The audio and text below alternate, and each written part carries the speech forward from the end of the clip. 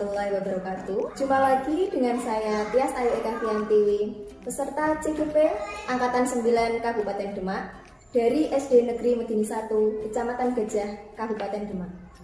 Di sini saya tidak sendiri. Saya sedang bersama Pak Antoni Periwibowo, guru kelas 5 dari SD Negeri Medini 1, tempat saya mengajar. Assalamualaikum Pak Antoni. Waalaikumsalam. Bagaimana kabarnya Pak? Alhamdulillah sehat. Alhamdulillah. Nah Pak, hari ini kita akan melakukan kegiatan praobservasi, di mana nanti sebelum saya mengamati kegiatan pembelajaran di kelas Bapak, kita nanti akan sedankan percakapan praobservasi untuk mengetahui persiapan Bapak. Tujuan dari supervisi kelas itu untuk mengetahui dan evaluasi proses pembelajaran yang akan Bapak lakukan. Nah, jadi pada kegiatan praobservasi ini nanti sebagai persiapan agar nantinya Bapak dapat melaksanakan kegiatan pembelajaran itu biar siap, lebih percaya diri, dan lebih mempersiapkan diri agar nanti pembelajarannya dapat dilakukan dengan optimal. Gitu ya Pak? Ya. Nah Bapak, nanti dari kegiatan ini saya akan sampaikan beberapa pertanyaan pada Bapak yang berkaitan dengan pembelajaran yang akan Bapak lakukan. Yang pertama nanti saya tanyakan yaitu tentang tujuan Pak. Kira-kira nanti di pembelajaran yang akan Bapak lakukan, tujuan pembelajarannya apa Pak? Jadi tentang materi kelas 5 yang ingin kita lakukan observasi itu tentang hafal matematika ya Bu. Karena menurut saya kendala matematika di kelas 5 itu cukup kompleks. Jadi lebih cenderung ke anak itu lebih kurang aktif sebenarnya kalau untuk pembelajarannya. Dan kemudian mungkin dari sini saya mau ambil sisi positifnya supaya nanti pembelajaran itu dapat efektif, kemudian dapat hidup, kemudian dapat ya intinya pembelajaran itu menyenangkan lah. Nah kebetulan materi matematika yang akan saya ajarkan atau saya observasikan itu tentang materi tentang sudut, dimana sudut nanti kita ambil pengetahuan dan keterampilan dari anak. Dari sisi pengetahuannya bisa saya ambilkan siswa nanti dapat menentukan jenis sudut, kemudian besaran sudut, maupun nanti dapat memecahkan masalah, dimana nanti memecahkan masalahnya dibantu dengan saya sebagai guru kelasnya. Untuk keterampilannya bisa jadi nanti saya membutuhkan alat peraga Bu, jadi tidak harus monoton dari materi buku atau dari RKS sebagainya. Kita dibantu alat peraga, nanti bisa jadi saya meminta siswa untuk membuat jam dinding. Sebuah jam dinding nanti kita cari derajatnya berapa, kemudian ataupun penggaris busur sebagai alat bantunya. Gitu. Jadi nanti dalam pembelajaran yang akan Bapak rencanakan itu dari mapel matematika ya Pak? Yeah. Matematika, materinya tentang sudut. Nah, tadi Bapak sedikit menyampaikan bahwa ada kendala di siswa yaitu tentang keaktifan. Kira-kira itu sebabnya kenapa ya Pak? Kalau menurut saya sebabnya mungkin bisa jadi kurang menarik, karena kita tahu keterbatasan dari kelas ya, kemudian karena kurang menariknya itu cenderung anak itu susah untuk diajak berpikir kritis atau diajak untuk memecahkan masalah seperti itu. Jadi kalau sebisa mungkin kita bikin yang lebih kompleks, efektif dan aktif. Kita bisa bagi kelompok dulu, terus kita kasih alat peraga sebagai perangsang supaya oh ini ada peraga menarik, ini harus dipakai bagaimana. Kemudian ada busur sebagai media juga. Bisa jadi kan kalau anak sekarang kan belum tahu cara penggunaan busurnya, kan kita bantu cara penggunaan busur yang benar. Nah, jadi menurut Bapak kira-kira dari pembelajaran yang sebelumnya itu pembelajarannya kurang menarik gitu ya Pak. Jadi keaktifan siswa kurang, juga antusiasme juga kurang. Jadi Bapak mempunyai rencana seperti itu tadi dengan tujuan pembelajaran yang pertama untuk mengukur sudut, menentukan jenis sudut maupun mencari memecahkan masalah terkait dengan sudut yang belum diketahui. Oh begitu, baik Pak. Lalu area pengembangan dari pembelajaran yang ingin Bapak capai nanti apa Pak? Area pengembangan yang bisa capai itu sebenarnya ada dua seperti yang pertama tadi sudah jelaskan tentang pengetahuan dan keterampilan. Kalau menurut pengetahuan, tentunya anak bisa nanti menentukan jenis sudut yang ada di bangun datar. Kemudian untuk area keterampilan itu tadi anak kita kasih tugas dulu sebelumnya, yaitu membuat jam dinding sebagai media alat peraga. Nanti itu nanti pakai nanti kalau ketika untuk memecahkan masalah mencari sudut melalui media jam dinding membuat segala seperti itu. Kedua, melalui alat peraga busur, karena kebanyakan anak itu belum tahu cara pakai busur yang benar, cenderung hanya melihat-lihat aja tapi belum tahu cara mengukurnya. Baik Pak, jadi area pengembangan yang Bapak capai ada dua aspek, yaitu pengetahuan dan keterampilan. Sekaligus dari keterampilan tersebut menggunakan medianya berupa alat peraga yang digunakan anak secara langsung gitu. Jadi anak membuat juga anak menggunakan alat peraganya. Betul. Baik. Kemudian Pak, saya ingin mendengar cerita Bapak, bagaimana rencana Bapak mungkin dari sisi pendekatannya, ataukah model pembelajarannya atau metodenya nanti akan Bapak gunakan seperti apa? Kalau untuk pendekatan, saya lebih cenderung ke pendekatan saintifik. Kemudian untuk model pembelajarannya ke directing hearing atau penyelidikan terbimbing. Jadi kita atau guru itu hanya sebagai fasilitator atau motivator di kelas. Kemudian dari situ anak disuruh menemukan secara terbimbing. Jadi kita mengarahkan harus bagaimana cara penggunaan, cara menemukan, menyelesaikan LKPD yang akan kita gunakan. Kemudian untuk metodenya kita melakukan demonstrasi dalam arti kita itu memberikan tutorial terlebih dahulu cara penggunaan dari jam yang kita pakai harus bagaimana atau kenapa harus pakai jam, kalau nggak pakai yang lainnya, kemudian busuknya itu bagaimana. Nah kita demonstrasikan ke anak nanti supaya anak bisa menemukan cara memecahkan masalah dari penggunaan. Baik, super sekali Pak, luar biasa sekali. Jadi nanti rencana pembelajarannya pendekatannya dengan saintifik, kemudian modelnya dengan inquiry, guide inquiry, yaitu peneman terbimbing ya. Yeah. Kemudian nanti untuk metodenya demonstrasi, nanti Bapak demonstrasikan dulu, lalu siswanya nanti diberi kesempatan untuk mendemonstrasikan sendiri Pak. Yeah. Bagus sekali. Lalu Pak, kira-kira nanti kapan rencana Bapak melaksanakan rencana ini di kelas? Kalau kita sesuai jadwal kelas saja, mungkin kita ada mapel matematika di hari Kamis. Jadi nanti hari Kamis jam pertama dulu kita lakukan observasi. Jadi hari Kamis ya Pak? Ya. Hari Kamis jam 1 dan 2 di kelas 5. Ya. Baik sekali Pak. Jadi setelah kita melakukan percakapan observasi ini, kira-kira apa yang Bapak dapatkan dari percakapan kita setelah ini Pak? Secara keseluruhan saya menarik ya. Jadi alhamdulillah terbantu bagi saya.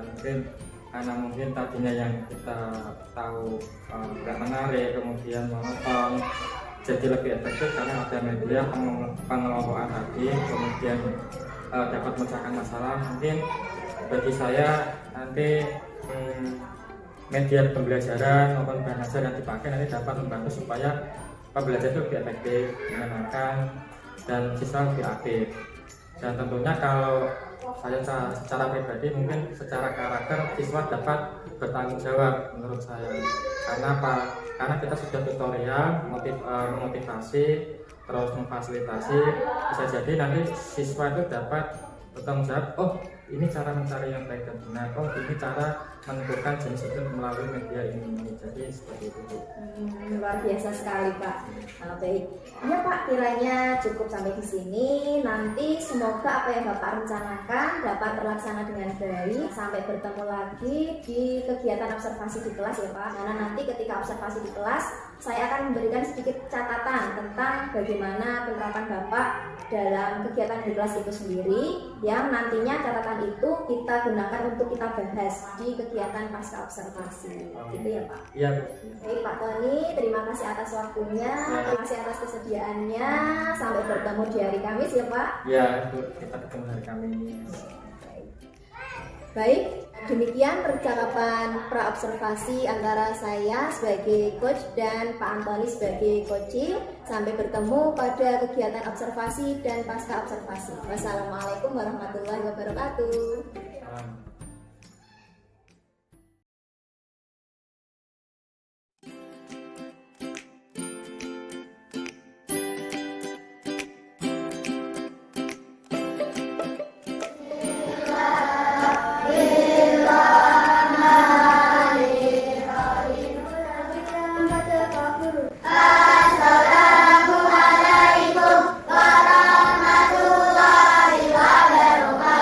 Waalaikumsalam warahmatullahi wabarakatuh. Selamat pagi anak-anak. Selamat pagi Pak Guru. Sesi dulu ada yang masuk hari ini? Untuk semuanya. Sebelum kita mengawali hari ini seperti biasa, ya kita dulu. Semangat pagi. Semangat pagi. Apa kabar? Sukses luar biasa. Oke, bisa dulu. Bisa, pasti bisa. Oke, terima kasih. Pelajaran pada pagi hari ini matematika melanjutkan yang kemarin. Jadi sebelum kita mengenal tentang sudut dan kata yang akan kita bahas, pokoknya kalian harus tahu dulu bahwa bangun dasar sendiri itu terdiri dari berapa? Ada 8. Yang pertama apa? Trapesium, boleh. Terus persegi, terus persegi panjang, terus jajar genjang, terus segitiga, layak, belakang depan yang terakhir, yang kita bahas sekarang adalah yang bangun datar segitiga. Kita lihat dulu dari jenis segitiganya. Bisa ada berapa segitiga? Yang pertama adalah segitiga siku, terus sama sisi pada titik ini dinamakan dengan titik sudut. Kemudian sisi yang satu yang ini dinamakan apa? Kaki sudut. Terus yang bawah sama dinamakan apa? Kaki sudut. Sudut sendiri itu mempunyai jenisnya. Ada yang namanya sudut lancip. Kemudian yang terakhir ada sudut refleks. Pengertiannya adalah kalau sudut lancip itu biasanya kurang dari 90 derajat. Kalau siku-siku itu pas ada di 90 derajat. Artinya dia itu tegak lurus yang membentuk huruf L. L berdiri, L itu L nyampe. Nah, kalau dia membentuk huruf L dan berpotongan, dia disebut dengan sudut siku-siku. Kemudian yang sudut tumpul artinya bahwa sudutnya itu lebih dari 90, lebih besar dari 90 derajat. Kalau yang sudut pelurus atau refleks itu artinya besarannya lebih dari 90, bisa 180 sampai 360. Penggambarannya adalah seperti ini. Nah, kalau misalkan kurang dari 90 kita lihat. Nah, kita lihat kalau L seperti ini kan bentuk L. Kalau L dia kurang dari 90-nya berarti ini adalah sudut lancip. Ini lancip pertama, ini lancip kedua, ini lancip ketiga. Kemudian yang tumpul adalah sudut yang besarnya lebih dari 90 derajat. Kita bentuk dulu L, tetapi besarannya adalah lebih dari L-nya atau 90-nya. Nah, ini adalah tumpul.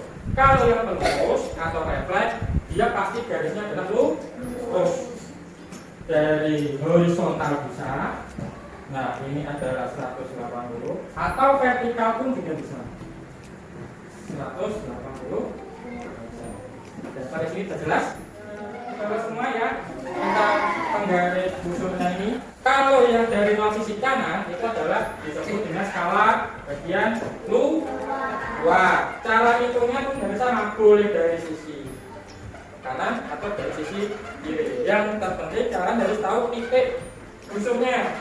Yang pertama dilakukan adalah cari titik sudutnya, kemudian dipasang dengan kaki sudutnya antara LL. Dari sini kalian bisa mencari di sisanya yang tidak diketahui ini. Kalau dia lebih dari 90 derajat, berarti pakainya kalau dari sini skala bagian dalam 0, 10, 20, 30, 40, 50 sampai ketemulah di sini ada 110. Nah, ini sebelum kan kemarin kita sudah bikin tuh pakai perakarnya. Kita pakai untuk menentukan sudut pada jam dinding. Nah, per kelompok 1 ya. Jadi nanti kita pakai untuk mencari sudut yang ada pada jam dinding.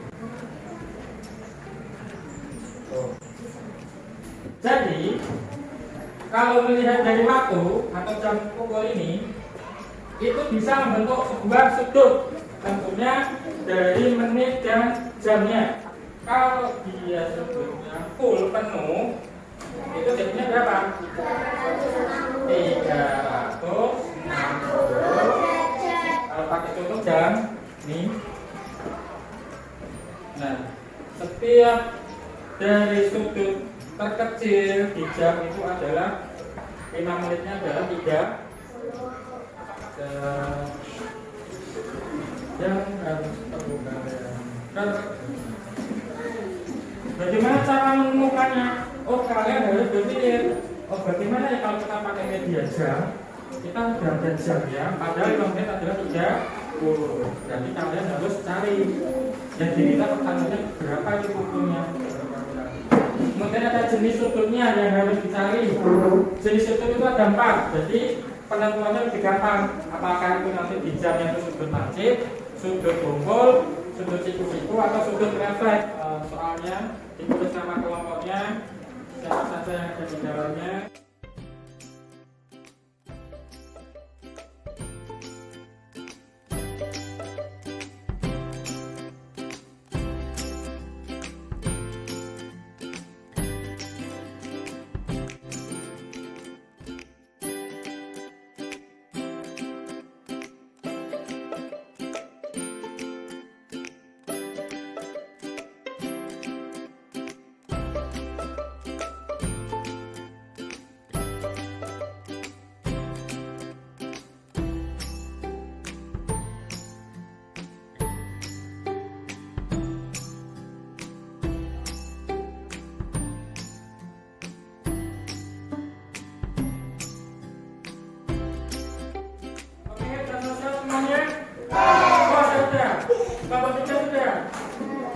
Siapnya ya kasih presentasi ya, ditunjukkan ke teman-teman bahwa ini loh caranya seperti ini, biar tahu semuanya. Yuk silakan masuk ke tempat, dijelaskan dapatnya dari mana, caranya bagaimana.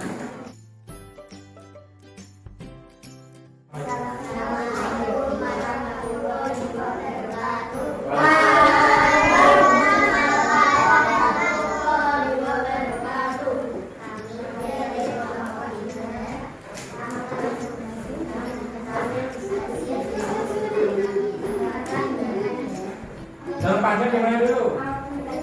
12, oke. Jalan pendek di angka 8, oke. Jadi itu besar sudutnya berapa derajat? 120 derajat. Jalur panjang di mana? Jalur panjang di angka 12, oke. Jalur pendek di angka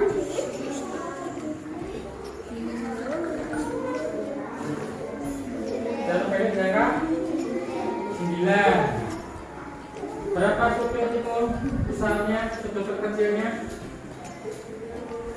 90 derajat. 5 menit 30 derajat. 30. Oke, 30 derajat. Berarti jenis sudutnya siku. Ya kan, udah tahu? Sama nggak? Sama. Kelompok 2? Sama. Oke, tepuk tangan untuk kelompok 3. Sudah selesai ya. Nanti itu dikumpulkan, ditulis nama kelompoknya, siapa saja yang ada di dalamnya, kemudian medianya disimpan lagi. Kira-kira kesimpulan apa yang dapat kita jabarkan pada materi sudut pada ini? Di sudutnya ada berapa tadi? Sini sudutnya ada 4. Apa saja itu? Sudut itu, kemudian sudut lancip, ada sudut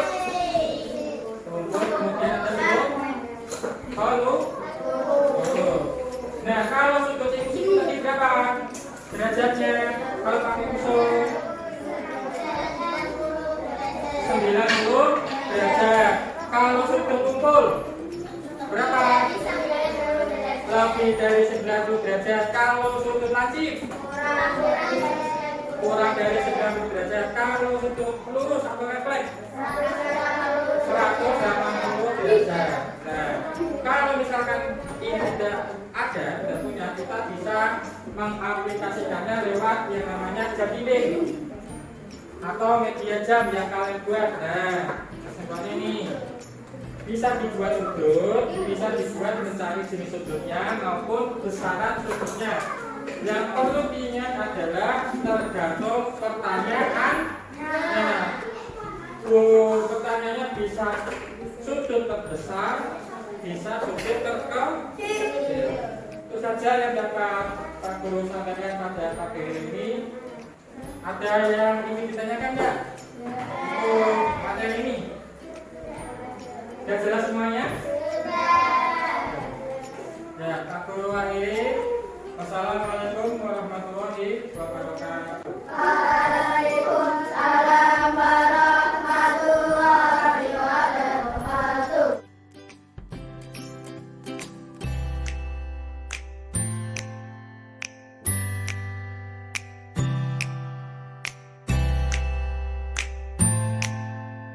Assalamualaikum warahmatullahi wabarakatuh. Bertemu lagi dengan saya, Tias Ayu Eka Fiantiwi, calon guru penggerak dari SD Negeri Medini 1, Kabupaten Demak. Saat ini saya bersama Bapak Mukramin, Bapak pengajar praktek, dan Pak Tony sebagai coach saya. Dan kali ini saya akan melaksanakan kegiatan pasca observasi. Mohon izin Pak Mukramin untuk melaksanakan kegiatan. Oke. Pak Tony, bagaimana kabarnya? Ya, baik Bu, alhamdulillah. Alhamdulillah sudah sehat. Nah, Pak Tony, kemarin saya kan sudah melaksanakan kegiatan observasi, Ya. kemudian saya juga sudah melaksanakan observasi, sudah menyaksikan Bapak ketika melaksanakan pembelajaran di kelas. Ya. Nah, untuk hari ini kita nanti akan melaksanakan kegiatan pasca observasi, Pak. Jadi nanti kita akan ngobrol-ngobrol santai ya Pak terkait refleksi dari kegiatan observasi atau kegiatan pembelajaran yang Bapak laksanakan di kelas waktu itu. Jadi nanti akan ada beberapa pertanyaan yang saya sampaikan kepada Bapak nanti terkait pembelajaran yang telah Bapak laksanakan kemarin. Ya. Ya, untuk pertanyaan pertama, setelah Bapak melaksanakan kegiatan pembelajaran kemarin, bagaimana perasaan Bapak? Ya, awalnya sih karena belum terbiasa tuh agak grogi, tegang gitu. Terus alhamdulillah prosesnya pembelajaran berjalan dengan baik. Kemudian setelah melaksanakan kegiatan observasi itu menjadi lega. Gitu Bu. Alhamdulillah, jadi walaupun ada rasa grogi, ada rasa nervous pada saat pembelajaran, tapi dapat berjalan dengan baik ya Pak? Yeah. Alhamdulillah. Nah, kalau berdasarkan pembelajaran yang telah Bapak laksanakan, pada saat kegiatan itu, apakah kegiatannya sudah sesuai dengan yang Bapak rencanakan? Saya kira sudah sesuai. Jadi pembelajaran yang saya laksanakan ini sudah sesuai dengan modul ajar yang saya buat. Kemudian saya juga sudah menyiapkan alat peraga dan saya sudah menyiapkan lembar kerja untuk siswa. Jadi dari perencanaan perangkat pembelajaran tersebut, kemudian saya mempraktikkannya dengan anak di dalam kelas. Baik sekali Pak Tony. Jadi sudah sesuai ya Pak? Ya, Nah, sudah sesuai, sesuai. alhamdulillah. Ya. Lalu Pak, untuk tujuan belajarannya, apakah sudah tercapai untuk siswa Pak? Kalau menurut saya sudah. Sebenarnya tujuan pembelajaran kemarin kan ada dua, yaitu yang pertama tentang melalui media jam, siswa dapat menyebutkan jenis sudut dengan benar. Kemudian tujuan pembelajaran yang kedua adalah melalui media jam, siswa dapat mengukur besar sudut dengan benar. Setelah saya melakukan pembelajaran tersebut, anak sudah bisa mengetahui jenis sudut. Kemudian dengan menggunakan media jam, siswa menjadi terbantu untuk memecahkan masalah terkait sudut. Jadi setelah melaksanakan pembelajaran, saya rasa tujuan pembelajarannya kemarin sudah tercapai. Alhamdulillah, berarti sudah tercapai. Alhamdulillah ya Pak. Dan Ya. semoga apa yang Bapak sampaikan kepada siswa dapat bermanfaat. Ya, Amin. Baik Pak. Lalu untuk area pengembangannya Pak, bisa Bapak ceritakan lagi bagaimana area pengembangannya? Untuk area pengembangannya kemarin saya melihatnya itu di aspek pengetahuan dan keterampilan.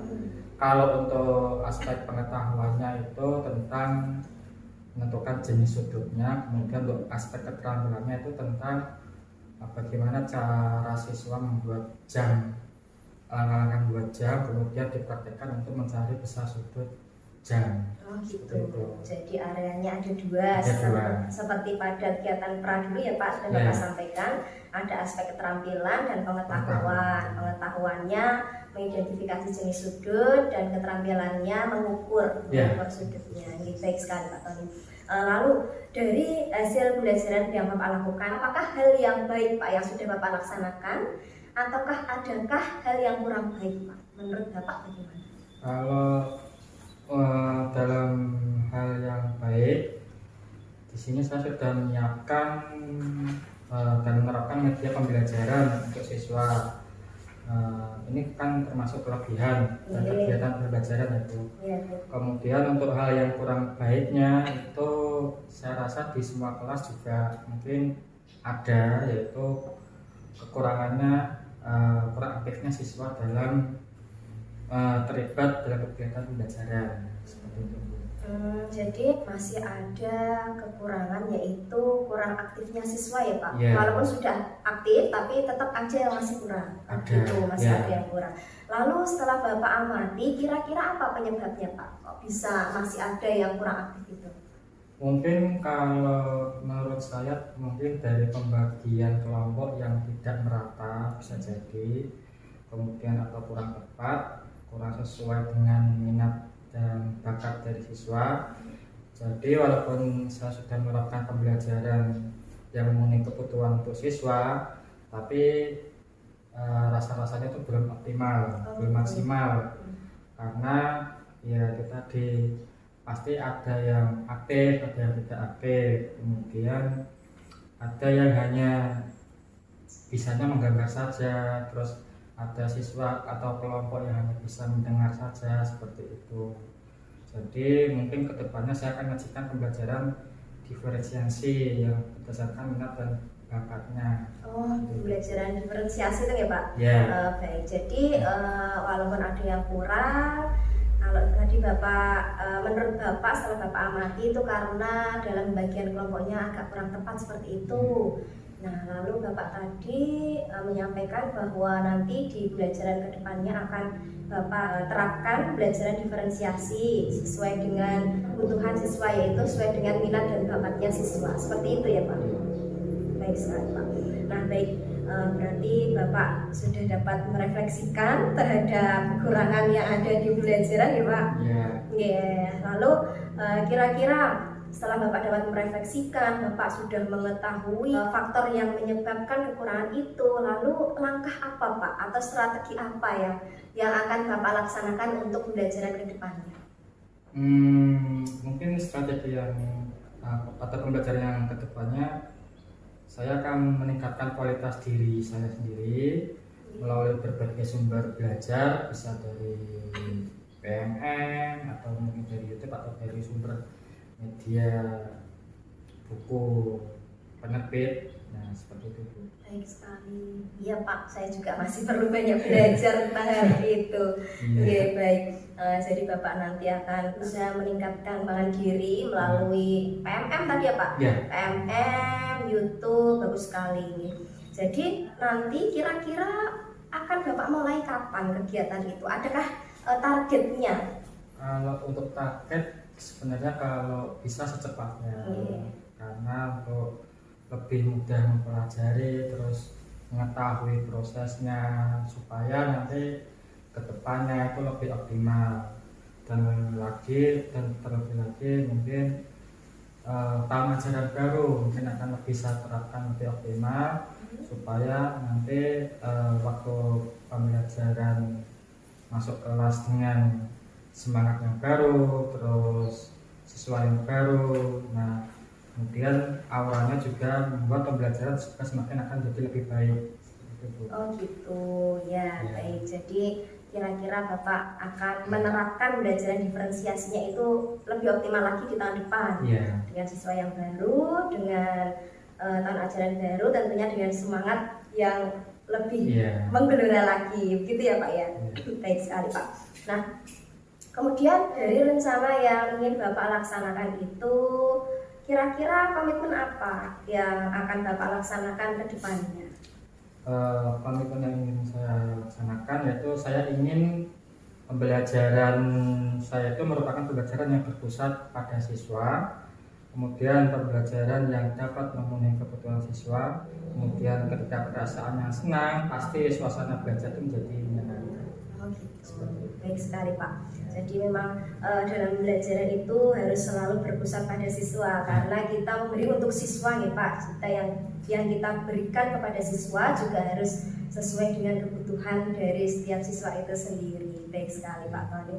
Nah, ketika Bapak akan melaksanakan atau merealisasikan rencana Bapak, semoga bisa terrealisasikan dengan baik sehingga pembelajaran yang nantinya Bapak terapkan bisa lebih menyenangkan lagi, bisa lebih diterima oleh murid lagi, dan ilmu yang diterima oleh murid juga bisa lebih bermanfaat. Betul. Gitu ya Pak. Ya. Oke, oke.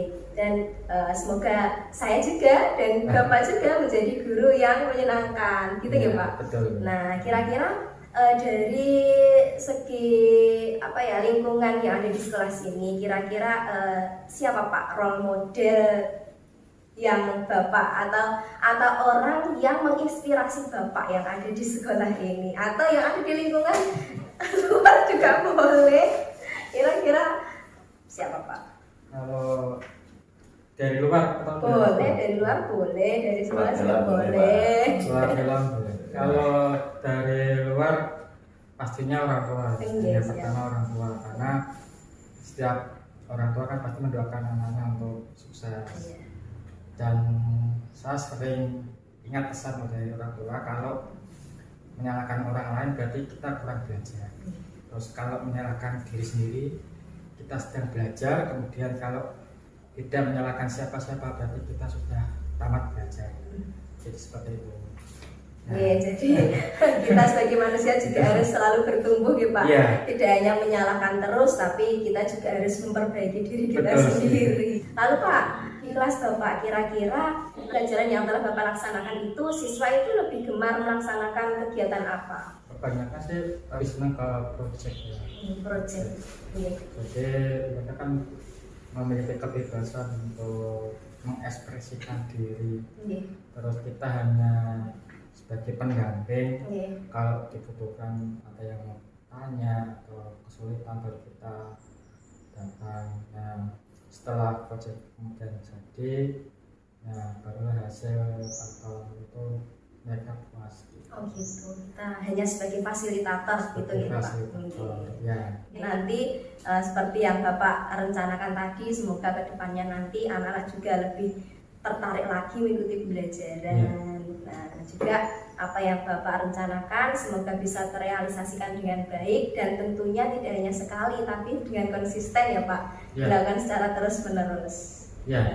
Gitu. Itu yang paling utama karena kalau hanya sekali saja rasanya kok ilmu itu nanti tidak akan berkembang, tapi kalau dilakukan secara terus-menerus nanti ilmu itu akan semakin bertambah dan yang inginkan adalah bermanfaat untuk sekitarnya. Seperti itu ya Pak. Ya. Kita sama-sama belajar, jadi saling mengingatkan dan bersama-sama mengembangkan diri biar lebih baik lagi. Ya. Gitu. Ya Pak, kiranya cukup percakapan kita hari ini. Terima kasih Pak Tony telah meluangkan waktunya. Nggih. Baik, sekian kegiatan pasca observasi hari ini. Kiranya cukup. Mohon maaf atas segala kurangan. Terima kasih. Wassalamualaikum warahmatullahi wabarakatuh. Waalaikumsalam.